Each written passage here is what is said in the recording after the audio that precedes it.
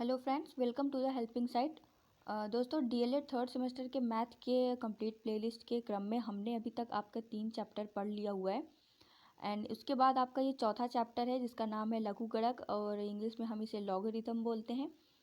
और इसके ये कुछ बेसिक से फॉर्मूले हैं जो कि हमें पढ़ने से पहले इसके बारे में पता होना चाहिए। तो चलिए मैं इन फॉर्मूलों को आपको समझा देती हूँ कि कैसे कैसे इन्हें खुले हुए क्रम में व्यवस्थित किया जाता है या फिर क्या है इसका सही रूप।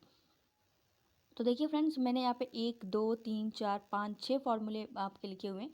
ये कोई फार्मूला नहीं है, ये एक आप समझ लीजिए कि ये तो एक मान है। जैसे आपका पाई का मान निश्चित होता है उसी तरीके से इनका मान भी निश्चित है। ये इनका मान है और ये आपके फॉर्मूले के क्रम में आ जाते हैं।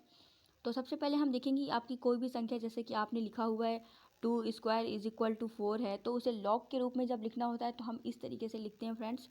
जो बेस है, बेस तो आपका बेस ही रहता है, बट यहाँ पे जो चेंज हो जाता है वो क्या होता है, आपकी वैल्यू के साथ चेंज हो जाता है, आपकी घात को रिप्लेस कर दिया जाता है। यानी कि जो यहाँ पे आपकी घात लगी होती है वो जो मान आता है उसके साथ उसको रिप्लेस कर दिया जाता है। जैसा कि आप यहाँ देख पा रहे होंगे, आपकी कोई संख्या लिखिए a की power x is equal to n। तो आपको अगर बोला जाएगा कि उसे आप लॉग के फॉर्म में लिखिए तो आप बेस की जगह तो बेस रखेंगे, लेकिन ये वाली वैल्यू है इसे आप उठा करके बेस के बगल रख दोगे और आपकी जो ये पावर है ये चली जाएगी आपकी यहाँ पर। तो ये है आपका पहला फॉर्मूला। जब आपको बोला जाएगा कि लॉग के रूप में लिखिए तब आपका यहाँ पर ये यूज़ होता है।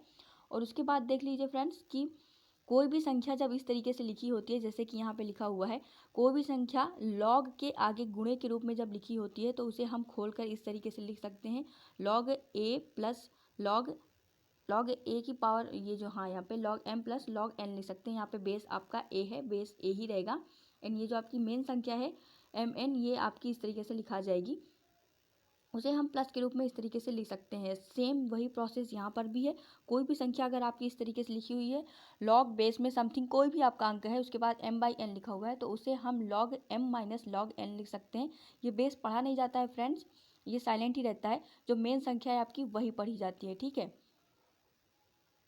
चलिए इसके बाद देख लीजिए, आपका ये वाला फॉर्मूला है। जैसे कि आपकी कोई भी संख्या लिखी हुई है, लाइक यहाँ पे आपका बेस है और बेस के साथ में कोई संख्या है, उसकी कोई पावर है, तो जब वो पावर आप चाहें तो लॉग के फॉर्म में क्या होता है कि वो ये पावर यहाँ से हट करके यहाँ आ जाती है।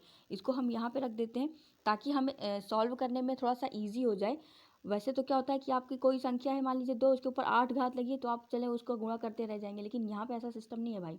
8 को आप लाइए पीछे, उसके बाद log 2 की वैल्यू के साथ रख करके सीधे मल्टीप्लाई करा दीजिए, आपकी वो जो है वैल्यू आ जाएगी। आई होप आपको ये सारी चीज़ें समझ में आ गई होंगी। अब चलिए ये देख लीजिए, बहुत ही ज़्यादा इंपॉर्टेंट है ये। आपका लॉग के बेस में कुछ भी हो, मतलब 1 2 3 4 5 6 7 कुछ भी हो, उसके साथ अगर आप 1 लिख दे रहे हैं, लॉग के बेस में आपने समथिंग कुछ भी लिख दिया और वहाँ पे अगर 1 है तो उसका मान सदैव सदैव 0 होगा, मतलब हमेशा 0 ही होती है उसकी वैल्यू।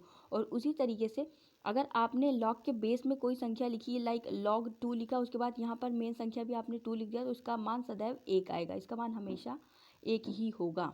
ये वाला फॉर्मूला आपका ये कहता है। ये फॉर्मूला क्या है, ये एक मान है, आप ये समझ के चलिए। चलिए अब इससे रिलेटेड कुछ क्वेश्चन को हम सॉल्व करके देख लेते हैं। जैसे कि आप पहला क्वेश्चन देख पा रहे होंगे कि 3 माइनस 2 इज इक्वल टू 127 को लॉगरिथम मतलब लघुगणक के रूप में लिखना है। तो इसे जब हम लिखेंगे फ्रेंड्स, तो मैंने आपको जैसा ऊपर समझाया कि बेस तो आपका बेस की जगह ही रहेगा, बस ये जो वैल्यू है ये रिप्लेस हो जाती है, मतलब आपका जो ये मान है ये घात के साथ जो है बदल दिया जाता है। घात वाली जगह पे मान आ जाता है और मान वाली जगह पर घात चली जाती है, वही उल्टा सिस्टम हो गया, ठीक है। तो ये बहुत ही ज़्यादा इजी है। उसके बाद आपका दूसरा क्वेश्चन इस तरीके से है कि 4 क्यूब इज इक्वल टू 64, इसको लॉग के रूप में लिखना है। ये देखिए इज इक्वल टू लगा के मैंने यहीं पे लिख दिया है। तो इसे भी हम इसी तरीके से लिखेंगे। जो बेस है, बेस की जगह ये आधार है, आधार को हम नहीं चेंज करेंगे, रिप्लेस करना है आपको मान से घात को, ठीक है। तो यहाँ पे हमने यही कर दिया, log 4 64 इज इक्वल टू 64 बराबर 3, ठीक है। आपका ये इसका मान आ जाएगा। उसी तरीके से ये वाला क्वेश्चन है, आपको 2-3 क्वेश्चन मैं बता दे रही हूँ ताकि आपका एकदम कॉन्सेप्ट क्लियर हो जाए कि कोई संख्या अगर लिखी है तो उसे लॉग के रूप में हमें चेंज कैसे करना होता है। जैसे कि यहाँ पे लिखा हुआ है 3 की पावर माइनस 2 बराबर 1/9, तो इसको हम लॉग के रूप में ऐसे लिखेंगे। जैसा कि मैंने आपको बताया, बेस चेंज नहीं होता, बेस की जगह आपका बेस बना रहेगा। फिर बात आती है कि ये जो मान है ये चला आएगा यहाँ पर 3 के बगल, और ये जो आपका -2 यानी आपकी जो पावर है, आपकी जो घात है, ये चली जाती है इज इक्वल टू के फॉर्म में इस साइड पलट के चली जाती है। तो इस तरीके से हमने इसे सॉल्व कर लिया है दोस्तों। इसके बाद अब आपको देखिए यहाँ पर जैसे कि एक तो ये होता है भाई, पूछ दिया जाता है आपसे कि इसको आप लॉग के रूप में लिखिए, तो आपने ये ऐसे लिख दिया। फिर आपसे क्वेश्चन ये भी पूछता है, लॉग के रूप में लिख देगा और बोलेगा इसे घातांकीय रूप में लिखिए। मतलब समझ रहे हैं, इसको पलट के आपको ये करना है, और जब आपको ये लिख के दे देगा तो आपको इसको पलट करके ये लिख देना होगा, जब आपसे क्वेश्चन में पूछेगा घातांकीय रूप। तो चलिए एक क्वेश्चन ये भी मैं आपको करके दिखा देती हूँ, क्योंकि ये पूछा जाता है ऑप्शनल में या फिर 1 नंबर का ही आपका आता है, इसलिए मैं आपको ये बता देना चाहती हूँ। देखिए जैसे यहाँ पे लिखा हुआ है log 4 बेस में 4 और 64 बराबर 3, तो इसको घातांकीय रूप में लिखना है। तब आपको मैंने बताया बेस चेंज नहीं होता है, आपका ये 4 4 ही रहेगा। 3 उठा करके भाई यहाँ ला दीजिए, बराबर मान कितना है 64। कुछ तो आप इसे वैसे भी समझ सकते हैं कि भाई 4 का जो क्यूब होता है वो 64 आता है, तो इस तरीके से ये लिखा जाएगा। अब कुछ वैल्यूज़ देख लीजिए, क्योंकि आपको जो आगे, ये तो बहुत छोटे छोटे क्वेश्चन अभी मैंने सॉल्व कराए, आगे आप जब बड़े बड़े क्वेश्चन सॉल्व करेंगे तो वहाँ पे आपको log 2 log 3 log 4 की log 5 की वैल्यू पता होनी चाहिए। वैसे ये आपकी कुछ बेसिक वैल्यूज़ है, आप सोचोगे मैंने 4 ही वैल्यू क्यों लिखी हुई, ये आपकी बहुत बेसिक सी वैल्यू है। अगर ये आपको 4 याद हैं तो आपका आगे का सारा काम बन जाने वाला है, आपको कोई दिक्कत नहीं है। जो भी आपको क्वेश्चन दिया जाएगा आप उसे तोड़ मरोड़ करके 2 3 4 5 के फॉर्म में ला लीजिए, उसके बाद आपका आंसर आ जाएगा। इसलिए मैंने यहाँ पे ये कुछ बेसिक से मान रख दिए हुए हैं। तो log 2 का मान ये होता है, 3 का मान ये होता है। आप इसे चाहे स्क्रीनशॉट ले लीजिए, चाहे आप इसे कहीं लिख लीजिए, और ये मान आपको थोड़ा सा याद करना पड़ेगा। 5 वर्ष तक तो ज़्यादा नहीं पूछता है, लेकिन log 2 और log 3 का मान तो याद करना आपको ज़रूरी है। चलिए देख लेते हैं अब आगे।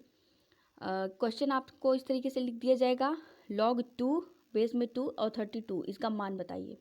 तो मान भाई आपको कैसे बताना है, जैसे कि मैंने आपको बताया कि आप कोई भी संख्या अगर log की पावर में लिखी होती है तो वो इस साइड चली जाती है। अगर आपको सॉल्व करना है, सॉल्व का मेथड आपको इजी बनाना है, तो आप ये करेंगे, पहले ये वाली संख्या देखिए, क्या हमेशा ये देखा करिए कि आपकी बेस के अलावा जो संख्या लिखी है क्या उसको किसी भी पावर के रूप में बदला जा सकता है क्या। अगर वो पावर के रूप में लिखी जा रही है तो बहुत अच्छी बात है, आपका वो बहुत जल्दी सॉल्व हो जाएगा। तो ये जो 32 है ये आपका क्या है, 2 की घात 5, 2 की घात 5 का ये मान होता है, तो इसलिए हम 2 की घात 5 लिख सकते हैं। log 2 बेस में 2 है, इसके बाद 2 की घात इसे हम 5 लिख देंगे, और जब 5 हम लिख देंगे तो ये 5 वाली घात जो है आपकी यहाँ पे आ जाएगी। ये नहीं कि हमें फिर से सॉल्व करना पड़ेगा, 5 यहाँ पे आ जाएगा। उसके बाद आप क्या करोगे, देखिए अभी आपको यहाँ पे आप सोचेंगे हमें यहाँ पे log 2 की वैल्यू रख देनी थी। नहीं भैया, यहाँ पे log 2 की वैल्यू नहीं रखी जाएगी, क्योंकि अभी हमने आपको ऊपर पढ़ाया कि जब आपका बेस में कोई संख्या रहती है और सेम वही संख्या log के आगे रहती है तो उसका मान आपका सदैव क्या होता है, 1 हो जाता है। इसलिए यहाँ पे इसका मान आ जाएगा 1, और यहाँ पे 5 आया था तो 5 गुणे 1 बराबर 5, इसका आंसर आ जाएगा आपका 5। इस बात का ध्यान दीजिएगा कि कभी ऐसा ना हो जाए कि संख्या ये दोनों बराबर आ जाएं और उसके बाद आप चलो वैल्यू पुट करने लग जाओ log 2 की, तो ऐसा नहीं करना है आपको। इन दोनों का मान मतलब क्या होता है कि जब आपका log का बेस और संख्या समान होती है तो वैल्यू आपकी 1 आ जाती है। चलिए नेक्स्ट क्वेश्चन देख लेते हैं। log 6 को सरल करें, मतलब कि यहाँ पे आपको सरल करना है, इसका मान निकालना है। तो देखिए जैसे मैंने आपको बताया था कि आपको कोई भी संख्या लिखी हो तो उसे 2 और 3 या 4 5 के छोटे छोटे टुकड़ों में आप उसे बांट दीजिए, उसके बाद वैल्यू निकालना बहुत इजी हो जाएगा। तो log 6 को हम लोग क्या लिख सकते हैं, log 2 इंटू 3 लिख सकते हैं। अब 2 इंटू 3 लिखा हुआ है तो आपको पता है कि अगर log के आगे कोई संख्या 2 मतलब गुणे में लिखी हुई है तो उसे हम प्लस में लिख सकते हैं। इस तरीके से log 2 प्लस log 3। अब भैया कर दीजिए, आप log 2 की वैल्यू पुट कर दीजिए, log 3 की वैल्यू पुट कर दीजिए, ये आ जाएगा। जब आप इन दोनों को जोड़ लोगे तो आपका मान ये आ जाएगा। बहुत ही ज़्यादा ईजी था ये क्वेश्चन। चलिए log 72 देख लेते हैं। देखिए बस मैंने आपको जैसा बताया था कि आपको दिमाग लगाना होता है कि किस किस इसको संख्या में तोड़ा जाए तो फ़ायदा होगा हमारा। तो हमने इसे सिंपली भैया 8 और 9 के उसमें तोड़ लिया है। 8 नवैया आपका होता है 8 9 72। अब इस तरीके से हमने इसको अब लिख लिया। अब 8 को हम क्या लिख सकते हैं, 8 को लिख सकते हैं 2 का क्यूब, और 9 को लिख सकते हैं 3 का स्क्वायर। बहुत ही ज़्यादा इजी हो जाएगा। आप ये देखिए जैसे कि हमने यहाँ पे लिख लिया log 2 क्यूब log 3 स्क्वायर, फिर आपका 3 आ जाएगा आगे, 2 आ जाएगा आगे, जिस तरीके से यहाँ पे लिख दिया इसका खुला हुआ क्रम। उसके बाद आप क्या करोगे भाई, यहाँ पे आप 2 की वैल्यू पुट कर दीजिए, यहाँ पे आप log 3 की वैल्यू पुट कर दीजिए, उसके बाद आप 3 का गुणा करा दीजिए इससे, उसके बाद 2 का गुणा करा दीजिए इससे। कराने के बाद आपका मान आ जाता है ये, फिर आपको इसे प्लस कर देना है। और अगर आपको एग्जाम में ये बहुत ज़्यादा टाइम वाला लगे तो आपको एक ट्रिक मैं ये भी बता दे रही हूँ। देखिए ये 9 है, ये भी 9 है, अब 9 9 जुड़ के 18 ही तो आएगा ना। तो पहले 1.8 लिख दीजिए, उसके बाद आप आगे 5 8 कुछ लिखिए चाहे ना लिखिए, 1.8 आपने लिख दिया, इतना बहुत है भाई। इसके आगे लिखने की ज़रूरत नहीं है।